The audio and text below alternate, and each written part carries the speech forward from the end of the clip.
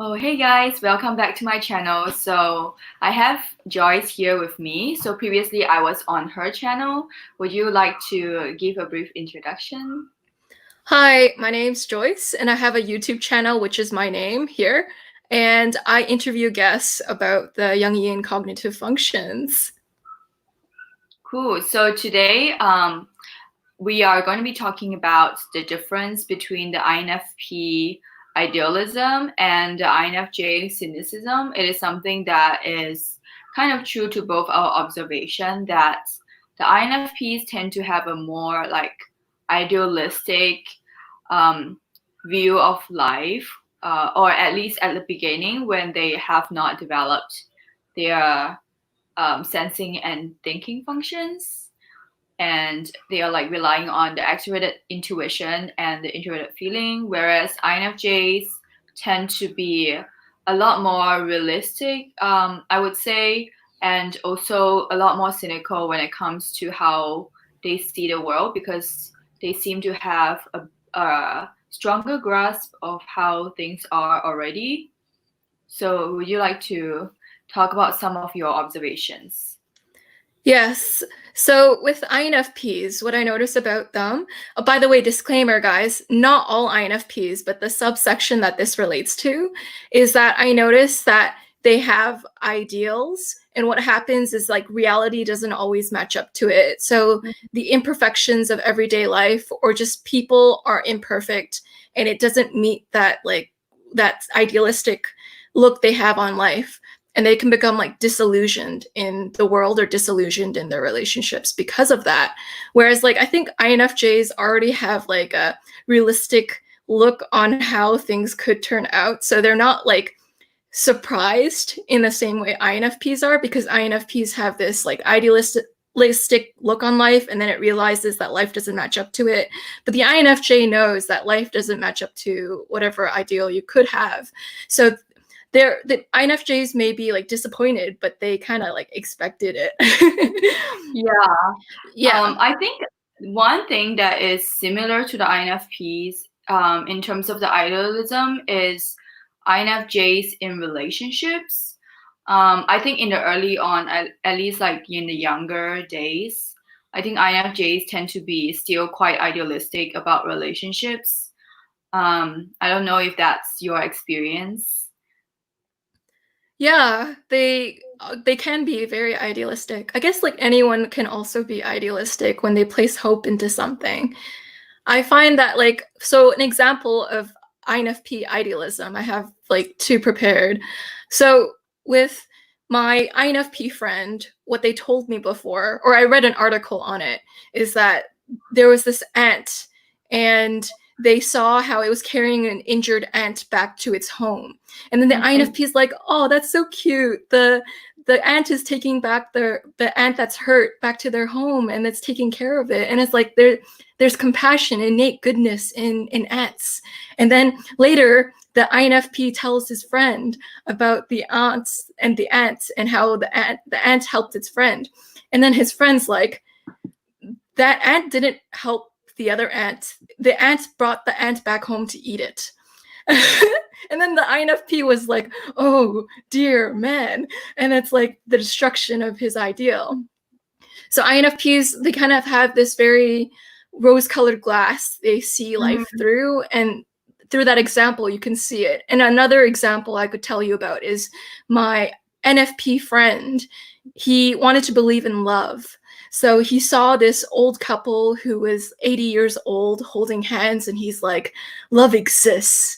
But then the friend next to the NFP is like, look closer, look at the hand of the old couple, there's no ring. In fact, they haven't been together for a very long time. They're dating at 80. And then my NFP friend was horrified, because he's like, I want to believe in true love, like they were together for 40 years, and that you can actually keep love in a relationship. Sorry, there's a plane again. I don't know why today there's so many planes. Usually there isn't. So yeah, I feel like with that NFP, they really want to believe in love. And what they saw in the old couples holding hands was that 40-year-long relationship that they made up in their head. But they realized the reality of it was that there was no long relationship between those two people, and that the fabricated relationship was one in their own mind, generated from their extroverted intuition. So like the reason why like NFPs have this pre-chance for idealizing things in their head is because of their extroverted intuition. Extroverted intuition kind of generates a multiverse. It bypasses reality to generate novel possibilities. And what this causes is an unrealistic look on life. Whereas the INFJ doesn't have extroverted intuition. So what happens is they're a little more realistic in reality because of the extroverted sensing that the INFJ has, grounds it in the present moment in some extent, that the INFJ is actually looking at reality. Yeah, and I think INFJs, the only place I think I mentioned before that they can lose reality is in relationships, but that is more of a, it's more of like because their feelings took over. Like I think anyone can have that experience, but with INFJs, because we do have NI and we can, I guess, put someone on the pedestal or have unrealistic expectations. But I think in general, INFJs are still aware of reality. It's just that sometimes we may pretend not to see it, or, you know, because of the feelings and stuff. I also noticed that from a young age, at least for me, I do think that I'm not very idealistic in terms of the way that I view the world. Like I'm idealistic in terms of like, oh, I think maybe certain things can be improved, but I am not idealistic in the sense that, oh, the world is like full of perfect people or full of good people. Like that has never been what I think. Like I've always thought that it was a mix of like, you know, all kinds of people. And I am very aware that everyone has like a not so good side, like even in myself. I know this is like not, maybe it's not a typical NF thing to say, but yeah, I'm like very aware that people in general are not like purely good or evil in any way. Like it's just like a mix of different traits, and so my expectation is not like as high as the NFP or INFP when it comes to thinking that, you know, people wouldn't betray them, or, you know, people are this and that. And so I think I am like the disappointed but not surprised meme. Like every single time something happens, I'm like, okay, disappointed but not entirely surprised, because I know there is this potential.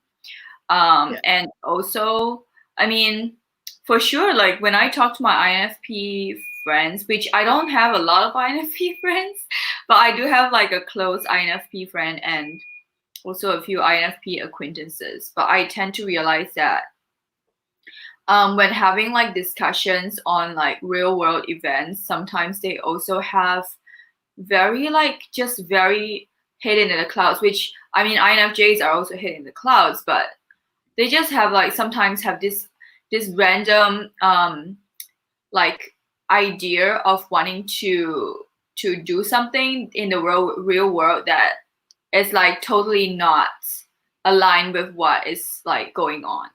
Like they can think, oh, for example, they sometimes, not all, but they sometimes think like, oh, by like we can like convince the people who want to go to war to somehow not go to war, because like they're touched by this, like, I don't know, our display of love or something. I don't know. Just like they have this very, to me, it's like not realistic ways of making things happen or changing things, that I think it's just they need to work on the, I don't know, they don't have SE, that's the thing. They're SE polar. So I feel like with INFPs it's especially prominent because INTPs also have the SE polar, which is a socionics term. So it means that it's a blind spot. They don't have the function. And it's also the function that they bypass the most. Like they don't recognize it in other people, or they don't value it at all. And I think with INFPs, it's even worse than the INTP situation, because INTPs are NT types, so they're not that idealistic anyway. But INFPs are NFs, and they don't have the SE objective reality helping them. Yeah. Absolutely. And I find like with INFPs, like with the ideal, there's the crash too. So when you're in real life, you realize that your ideals don't actually match reality. Like with the relationships, like a death of an ideal, like a death of a relationship can feel like a death of an ideal to them. It's like that, like weighing on them. And the thing with like you said that both INFJs and both INFPs have their head in the clouds. Yeah, like the way that my head in the clouds manifests is that I have bruises in areas where I have no idea where I got them from. So yeah, I guess just like random being intuitive. clumsiness. Absolutely. Yeah, and it's funny. Oh yeah, you continue. It is so funny. It's like, where did I get this from? And why is there a matching bruise on the other side? Yeah, like the thing is, I tend to have like these moments where I'm just like thinking of something and then something else happens and I'm not like able to react in time. And that's like, I guess, the slowness that a lot of SP types talk about. And I really wonder, I know a few INFJ guys who are good at sports, and I really wonder how. Because I don't think I react fast enough to be good at those type of sports, like competitive or, you know, that kind of thing. No. Like maybe stamina training, but like not the competitive types. Because my reaction time is just not fast enough to be good at such things. I don't know how other INFJs who manage to be good at those things like train themselves, because it's so difficult for me.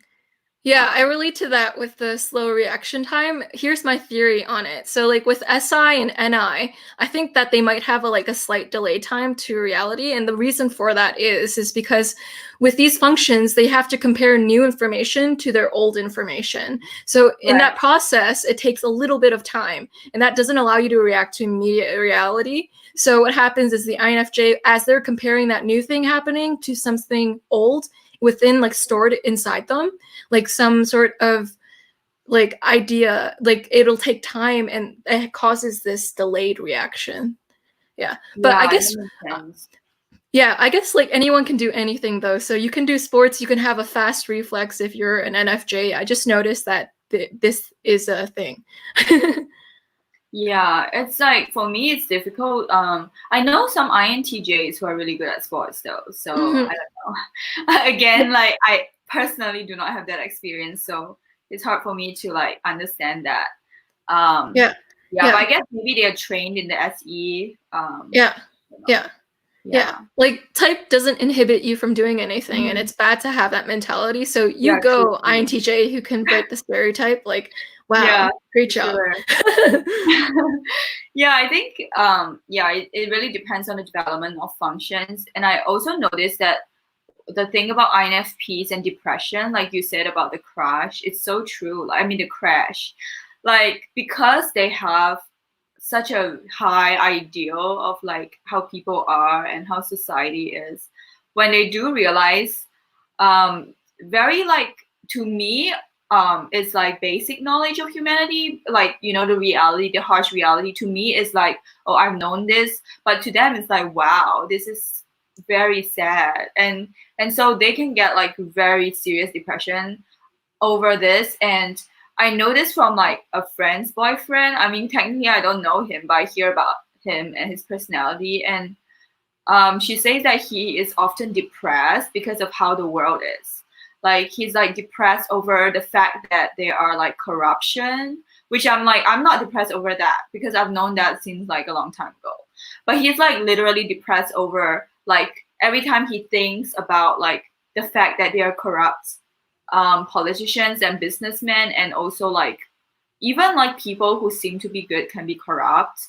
I mean, there's like a lot of like emotional manipulation, and then for me, it's like it's nothing new, you know, and like I know it. I mean, I'm not happy about it, but I kind of like disappointed, but not like surprised. But I don't know, like they tend to dwell on it a lot more.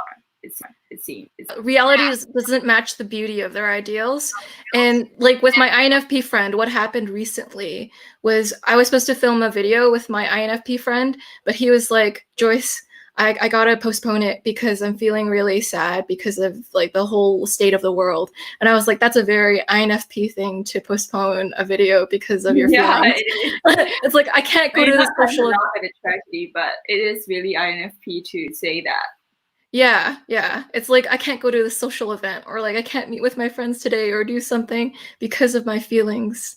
But like with INFJ, like as an INFJ, I already expect the world to be like that, so I crash less. Like it's still disappointing, but it's not like debilitatingly disappointing. Yeah, exactly. And I don't know if you know about this book, which I think probably Americans know it better than I do. But it's like the Catcher in the Rye or something, like the J.D. Salinger. I mean, I read it like because my teacher used to recommend it, and it's a very INFP book. I mean, the guy is like, oh my god, everyone is fake, and I mean, I relate to him. I understand his sentiment, but he's just so like affected by that, you know, like. I mean, I guess I can relate it when I was 16 or something, but I think to me, I guess it's not as debilitating when he realizes it, because he has a very high ideal. Like he thinks about like, oh, I don't want my sister to ever face the harsh reality of the world. Like I don't want her to learn about this. It's like I want to protect her, which is very I mean, I admire it to a certain degree, because that's where, you know, I do like a lot of INFP artists and musicians. They write amazing works of art, and it's just to me like they really can stay in that state of sadness for really long. And for me, it's like I am upset, but I think I can still do things in life. Like even when I think I'm upset about like things that happen in the world or whatever, but I can still like do other things, or at least try to do other things to like distract myself. But I think with INFP sometimes they can literally like have a breakdown in the middle of work or something, which is like it hasn't happened to me, but for them it's like they can really have the feelings in the forefront. Yeah, and what I think that is their extroverted perceiving function. So because they lead with NE, or like I think SE too, it's like seeing the world with fresh eyes. Because like with SE, it's seeing the world with fresh eyes, like the actual physical reality. But NE is like seeing the world with fresh eyes in this type of metaphysical way. And the thing is, like, if you were to see the travesty of the world with fresh eyes every morning, and to have it impact you like in the same way, like because like it's new every time, because your extroverted perceiving function is not like storing it. So each time it's like you knew it, but you're experiencing it like it's for the first time, even though you know that it's like that.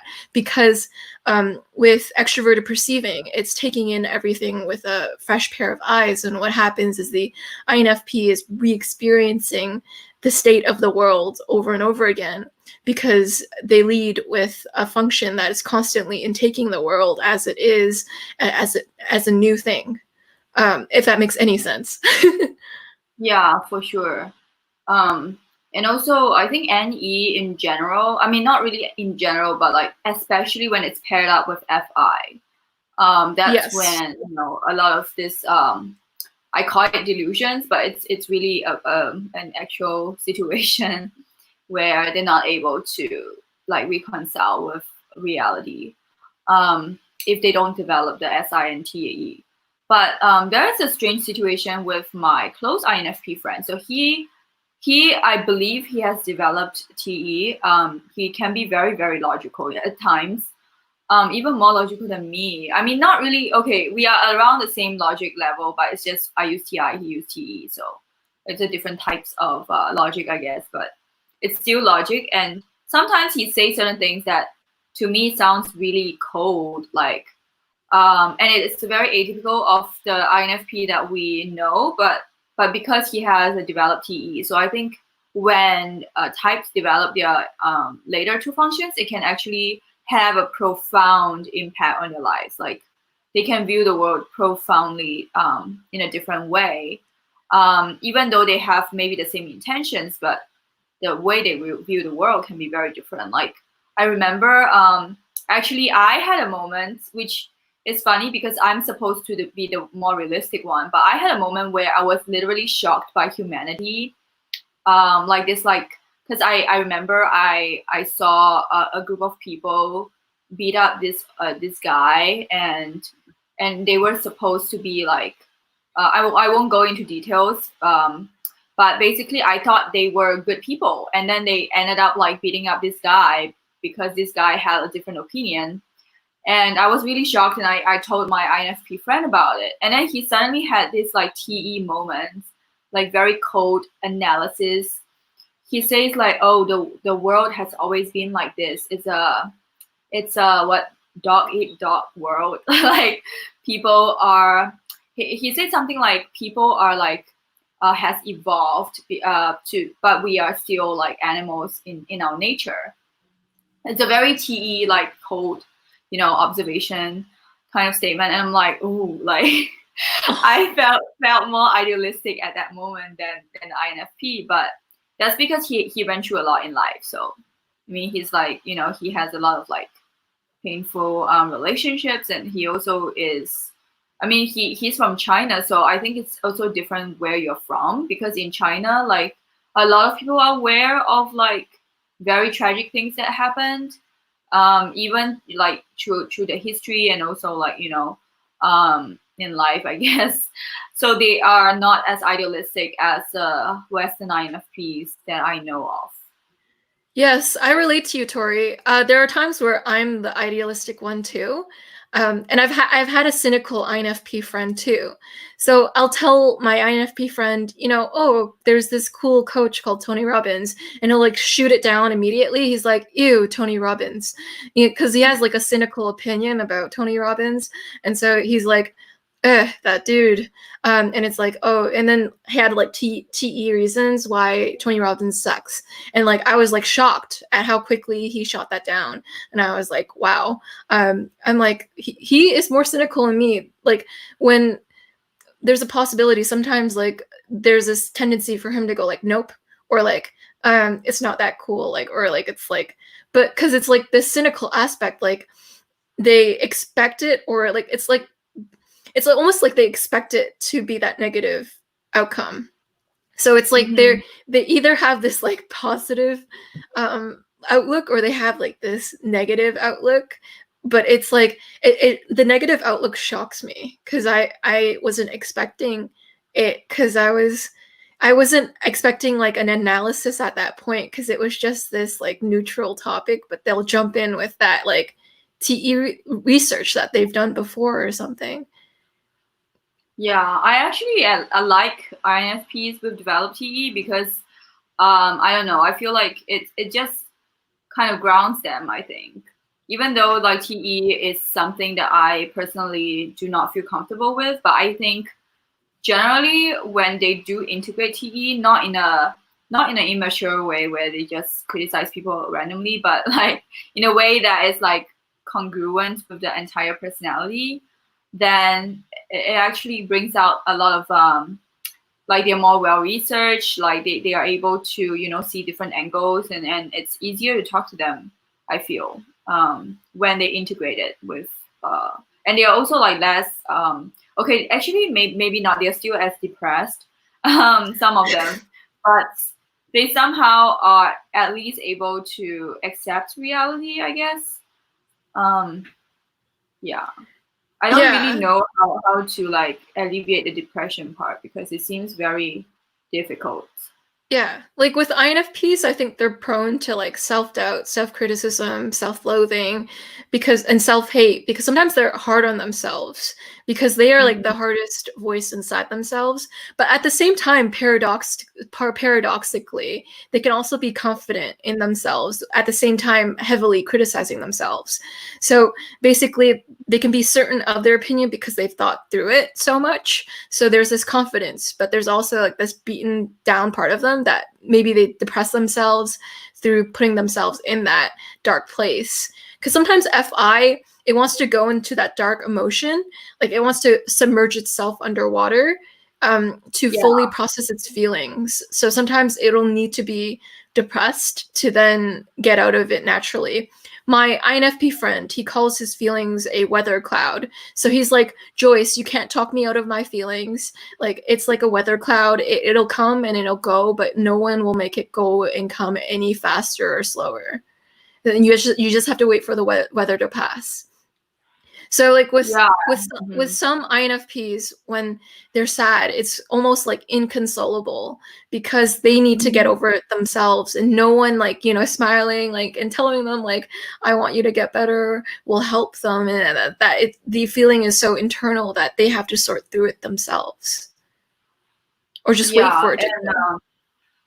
I think with INFPs especially, I think sometimes they need the TE to kind of kick them a little bit. Sorry to say, but I know like with STJs, they do that pretty well. But I mean, it doesn't work on me because when STJs criticize me, I just feel like even worse. But I tend to notice that with INFPs, they somehow react quite well to that. I mean, not saying that they enjoy criticism, but it's more like this like logical drive for them to like do something, or, you know, I don't know, clean your room or whatever. Like it somehow motivates them to structure their life like in a forceful way. But not recommending you to do that, but it's just an observation. Sometimes they need that because they do have inferior TE. But once it's activated, they can actually do a lot more like productive things. Because they tend to like, if they don't develop TE, they tend to like kind of mope a lot. Like, you know, and then it's frustrating to them as well because they are not able to do as much as they want to do.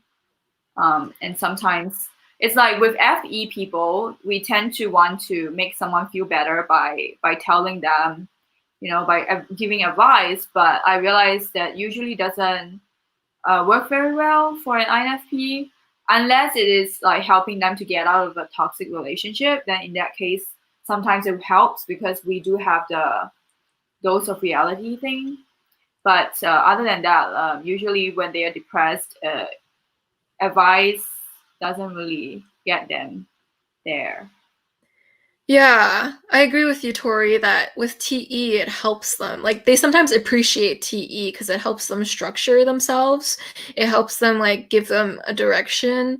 And with TE users, I guess they're okay with exchanging logic with each other. So for me, sometimes I see TE as a little abrasive, and it can be kind of like a little harsh. But with, like, some INFPs, they're pretty good with it. Like, they just take it as information and then they exchange that logic, and that's that. And I'm like, I'm a little more, it's weird, like sensitive to that in that area. But they're generally more sensitive. But with TE criticism, I can be a little like take it a little harder than they do.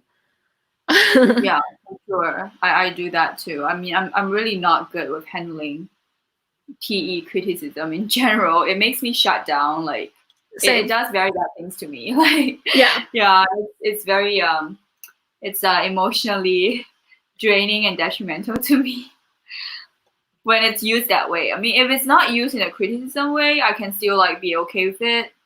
I can appreciate the logic, but when it's used in a like critical tone, that's when I'm like shutting down.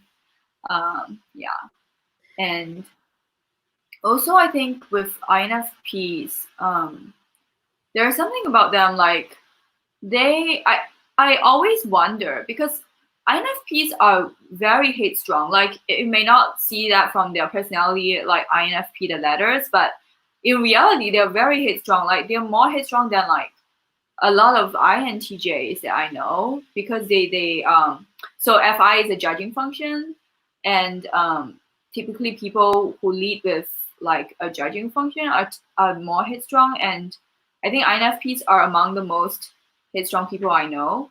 And it's so hard to change their opinion or get them to see a different like angle. And I really wonder, how do they get along with STJs? Because I know some of them do, but it always makes me wonder because STJs have very different worldviews from NFPs. From as far as I know, my mom is ESTJ. She has almost like the opposite views. So I don't know how they get along because do they not fight? And they both are headstrong, so it's like I don't know how they handle that. Yeah, but it would be interesting though to see them debate. I think NFPs would just be like it will probably be like because NFPs are less confrontational than STJs, so maybe they will be like, "Oh, okay," and then they walk away or something. I don't know. I just can't imagine how they debate each other. Yeah, like sometimes INFPs can be independent and headstrong and individualistic. My friend Dan, he calls them quiet rebels. So they just kind of do what they think is sometimes right. But like there's also the other type of INFP, which is like the more agreeable kind, the more type 9 kind that tries to go with the flow. And then there's the Yeah, headstrong kind. yeah. It really depends on the INFP. I know some that are more chill and they can actually seem like an ENFP. Um, like I have a very close friend, the same friend who is INFP, and the first time I knew him, I thought he was ENFP, and I didn't know that he had depression because he just seemed so happy on the outside because of the chill vibes. But yeah, like the more I knew him, the more I knew he's INFP. um, but in like there's definitely two different types of INFPs out there. Like one that is very like headstrong on opinions, and one that is very like chill, laid back, perceiver, heavy type of INFPs. Um, yeah. And also another thing that I wanted to discuss is about like the difference between the, I guess, INFP and INFJ creative production. So when it comes to like writing or music or I guess just in general, I tend to notice that the difference is quite obvious when you look at the way that they write or the music that they produce. Like INFPs focus a lot on FINE. Yeah, absolutely. I'm still thinking about your headstrong comment because I was like, it's so true how, like, for some INFPs, like, it's so hard to make them see another, like another opinion because they're so like firmly implanted into their opinion because of like the FI. Whereas like for Yeah, perceiver dom people, like sometimes they flow in and out of opinions because they want to get like the full perception of it. And so you don't always yeah, like so I completely agree with that. And yeah, for creative production of INFPs, it's the FINE. Yeah, so it's like mhm. emotional. And it has like their um feelings in it. It's like almost like with feelings, it's hard to articulate. So sometimes having a canvas to put it on, it's an expressing their feelings through art. So that's something that INFPs do. Your thoughts too, Yeah, Tori? yeah. Like I don't know if you know, like you probably heard of them, like Nirvana, um, the '90s band. So Kurt Cobain, I believe he's INFP, and he's a very like typical depressed INFP, and every single interview he's talking about his feelings. So that's like I think that's like the obvious difference when like every single interview he's talking about how he's like on drugs because of depression and how like he view the world, and he's a very cynical INFP because I think it's like when INFPs get cynical, they go to another extreme because it's like Yes. they're like, oh, there's no good in this world, like because they are like they have this such a good view, and then the crash, and then after that they just are in a dark place. Yes. He's one of those. So he always talks about like in the interview, he either talks about really dark stories, like I think one of them was like Perfume, which is a really dark story about humanity and human nature, and also he talks about like his own struggles with his like mood swings and all that.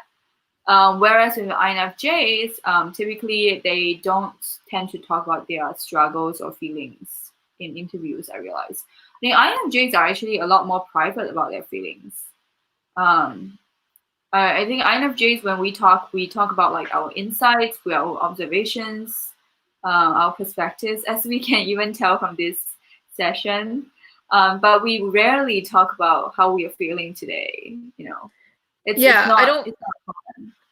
Yeah, it's like I don't keep a pulse on what I'm feeling. Or like I might a little bit, but I only see it as relevant if it helps someone else expand their insight or expand how they see things. So Mhm. it's never about just the feeling itself. Like I don't indulge in feelings just to indulge, like what Kurt Cobain would do, but it's more of I either neglect my feelings, so I feel to like I'm oblivious and I don't really care to look at it because it doesn't give me any insight, or like I might tell you a personal experience because I think it might help you. So I'm doing it for you so we can connect better. But it's never Yeah. this just deeply indulging. And sometimes I feel like INFJs can have issues being honest with your feelings, and Yeah. sometimes because we are so focused on other people's feelings, sometimes Yes. when I listen to INFP songs, I actually feel like it's a release for me. Like it's like, oh, I can admit to myself this is how I'm feeling, or it's just because they are so honest with how they're feeling. Like it's very raw. So I like it because it's like, especially with, I guess, the INFPs with a similar enneagram type as me, because they tend to have a lot of similar experiences, but their feelings are just so much more like obvious and out there. So when I listen to their music, I'm like, yeah, you know how I feel, like, and you are able to articulate it better than me, and you're able to like express it and put it out in full. It's like very freeing to me, because I usually don't get to do that. Like in real life, I often hide my feelings from people. Like, you know, in certain situations when I feel like, oh, it's not appropriate to show them, Yeah. or I don't want to make other people feel bad, or I just Yeah. don't feel like, I feel like it's very private to me. I don't want people to know. And that can sometimes be like a little like bottling up kind of feeling. And then when I listen to an INFP song, I'm like, there it is. Like they are very honest. Yeah, with FE, it wants to like have appropriate expression. So if it's not appropriate to like show your feelings like that, it's hard to break the FE appropriateness Yeah. for honest expression. And the thing is, with INFPs, their FI allows them to convey like the complexity and nuance of the human experience. So like all humans, like what they share are emotions, and there's something universal about that. So when the INFP sings about their emotion, you can kind of go like, oh, I never looked deeply enough into how I feel. But now that they're saying it, I get to connect to my own experience more because they're singing it, and now I understand it more because they are articulating it so well that even it's like with FI users, they seek mutual resonance. So with Mhm. Kurt Cobain, he's able to sing in a way that translates, that like resonates with the listener. So it's this like his emotion is resonating with your emotion. And so then you are like, wow, it's like now I'm feeling his emotional depth that he put into that song. Yeah. And also like this I think recently she's quite well known, Melanie Martinez. I don't know if Mhm. I am pronouncing her name correctly, but there's just like a lot of her songs going out on TikTok, and also just like random movies. And I think her music is also very INFP, because she has songs like Yes, Cry Baby, absolutely. and you know, even from the title you can tell. And she's so open with it, like that she cries a lot. I mean, in the video. And also I think she has this song called was it like Pity Party? Like she just like threw a party and no one like arrived, and she's very upset, and she started like tearing things up.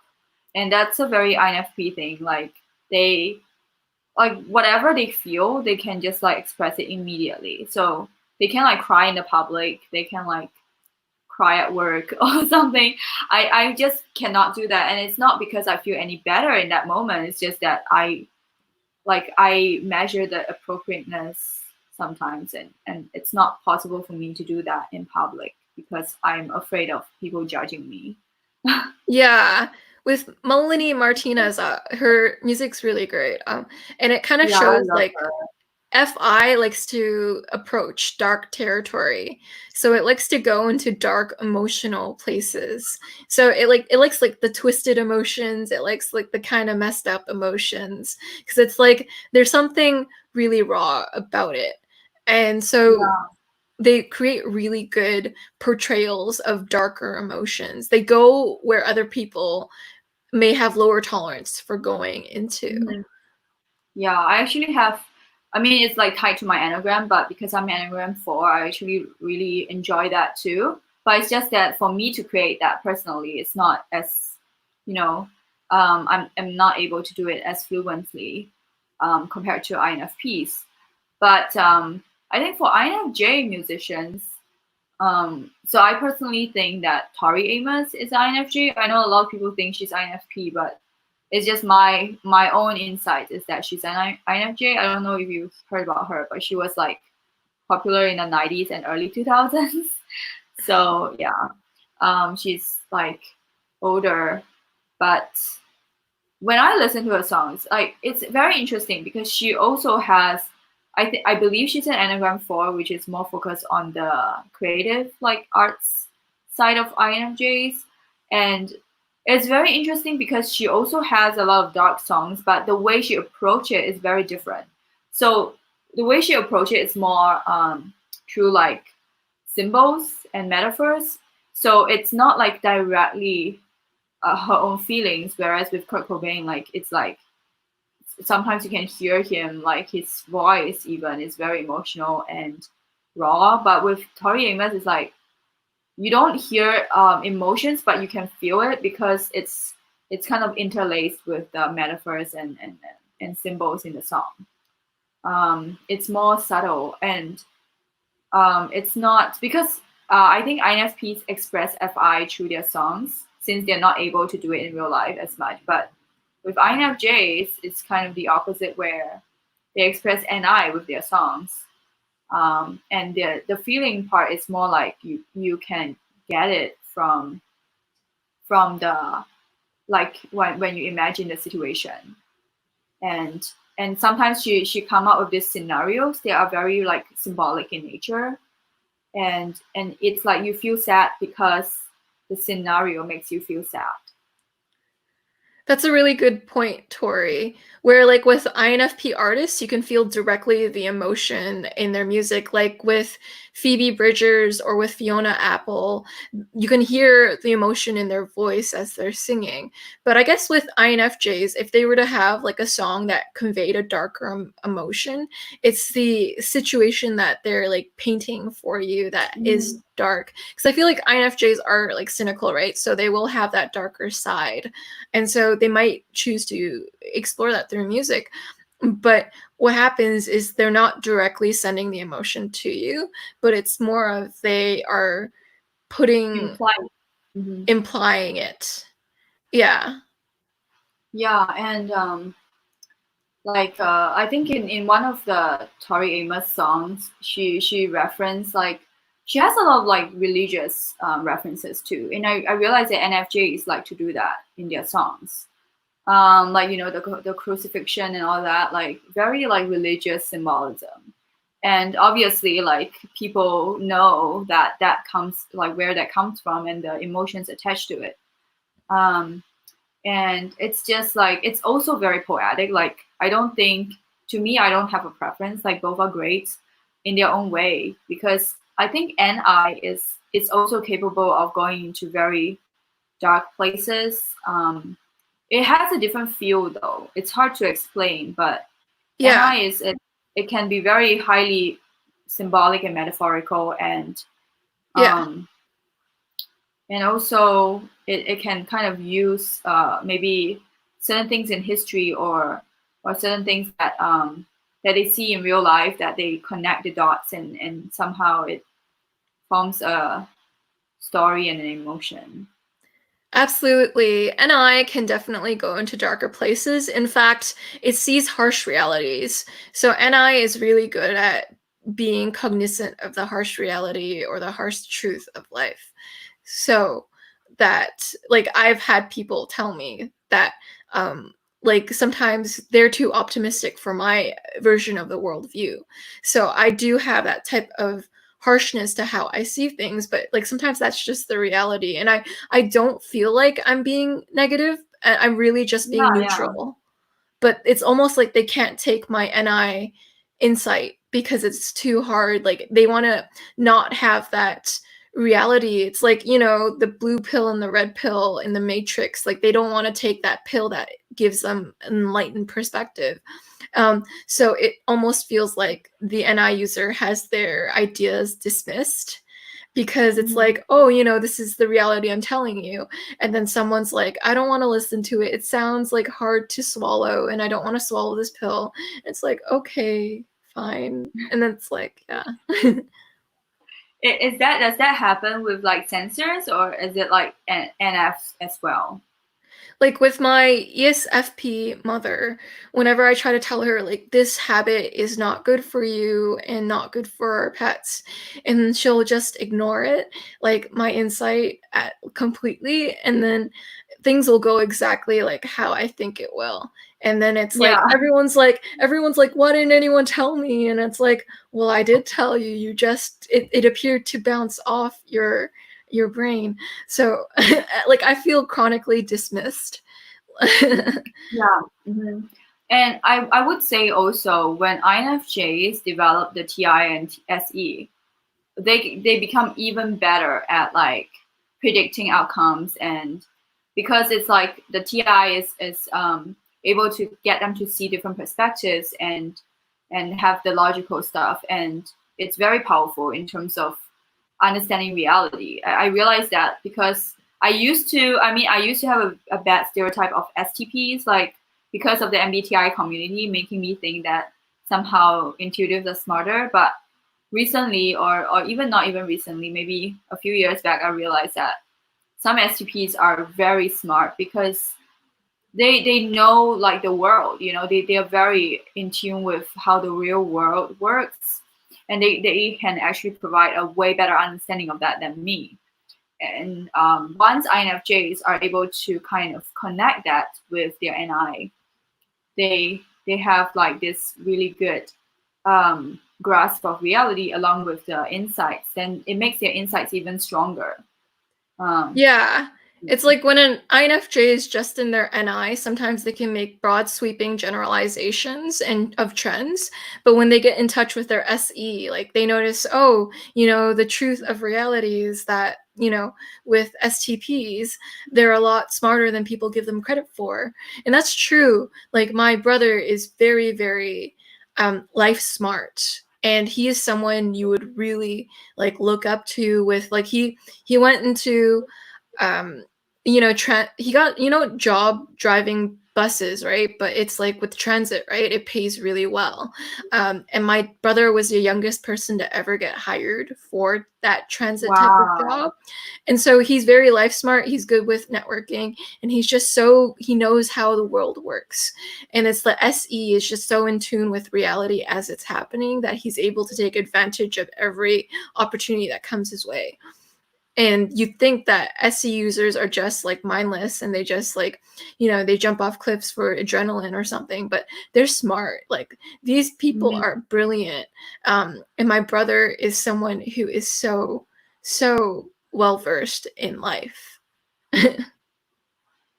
Yeah, and that is why I think, I mean, going a little like back to what we previously talked about the INFP being like having that SE as a blind spot. I think anyone, like even for us, we have a TE blind spot, right? But I think it would do good when people learn to value even their blind spot in some way. Like we don't have to value the TE criticism because that's a bit too much, but we can still value how TE works in real life.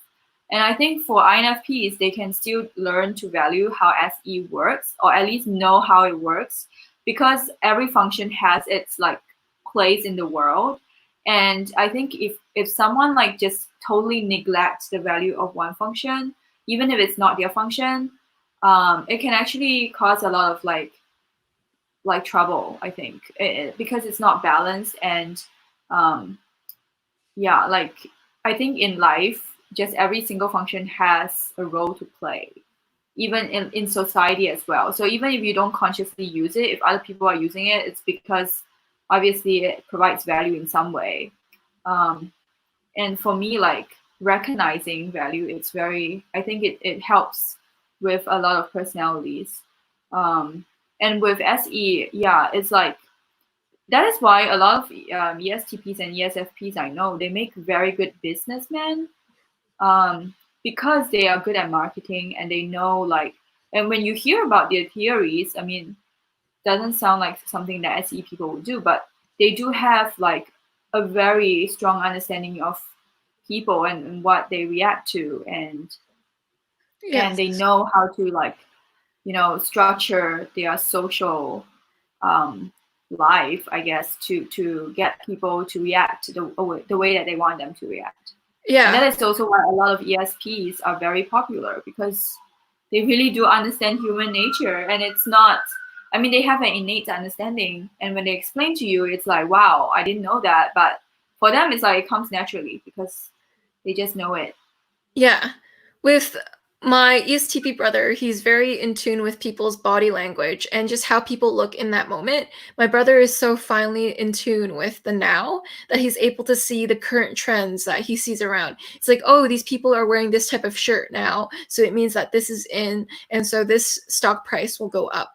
And it's like, so my Yeah. brother is a stock person and he's good at predicting which stocks will go up and down because he's so tuned into the SC now that he can tell immediately when his environment is changing. So he's like, okay, it's changing. Now I have to adjust. And now I have to like make a type of prediction off of it. So SC users, they get it underplayed, but their NI is really good.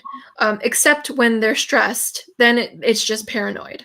But on the Yeah. most part, like they're smart. Like Yeah, they really are. And I honestly think that I know like NFPs usually don't interact with sensors, but I would highly recommend that they interact with sensors. Maybe not STPs because they tend to like have a lot of clashes with their personality, but they can still value SE and value maybe spend some time with STJs or something. Because I honestly think that just like knowing sensors and knowing people who use functions that are not the same, it helps a lot in making you smarter. And it's not like just about intelligence, but it's also about like your perspectives and gaining a new perspective. And it's usually something that you overlook, because I know that I, as an INFJ, I have my own limitations as well. Like sometimes I didn't see things that, to a STP that might be obvious, And also for NFPs, like I noticed that people tend to like to restrict themselves in like social circles, like NFs hang out with NFs, and like, that kind of you're like stuck in your own with your own people or something. And I honestly don't think that's a good idea in the long run, because you end up being like your worldview is very limited when you only talk to people who have similar views and similar perspectives, as well as lifestyle, I guess. Yeah, I totally agree. Have sensor friends. They'll teach you about real life and how to actually thrive in day-to-day life. And also, I will say, Yeah. as a MBTI practitioner, official MBTI statistics say that like 3/4 of people are sensors. So out of like 100 Wow. people who take the official MBTI, 75% come out as sensor. So you're probably already friends with a sensor, but you might have mistyped them as an intuitive because there's some sort of intuitive bias in the community. But yes, Oh, that's true. sensor Yeah. friends rock. Yeah, and also it's like sometimes people get like overly selective because maybe of their major, like I know in some majors I only know intuitives, or even NFs, like because of maybe fine arts, you know. I'm not in fine arts, but I can imagine like there will be a lot of like NF types and also maybe SFPs. But definitely, I think sometimes you have to go out of your way to balance it out because it makes a world of a difference in terms of like your own personality development. Yeah. Absolutely. Yeah. And what they'll Okay. teach you is to be less your head in the clouds. So, intuitives have a problem where they have their head in the clouds too much. But to counteract that, it's to have sensors who are clearly grounded in reality in your life. Yeah, and it also resolves a lot of the idealism versus cynicism problem because I know like intuitives can swing either way a lot more because of like the contrast with your imagination and so on. So yeah, that too. Absolutely. Yeah, okay, so reaching an hour. So I think this is like the end of our discussion, and I think we like made it it's quite a diverse video. We talk about a lot of types, but I can kind of include that in the title as well. So thank you, Joyce, once again for joining the conversation, and I will have her channel's link down in the description box below. So subscribe to her if you like what we talked about today. And also remember to like and subscribe to this channel if you enjoyed this video. Thank you for having me on, Tori. I love your videos. You do a justice to talking about Asian culture, and just you do a good job with portraying the types too. So thank you for having me on. Okay, thank you. Bye. Bye, guys.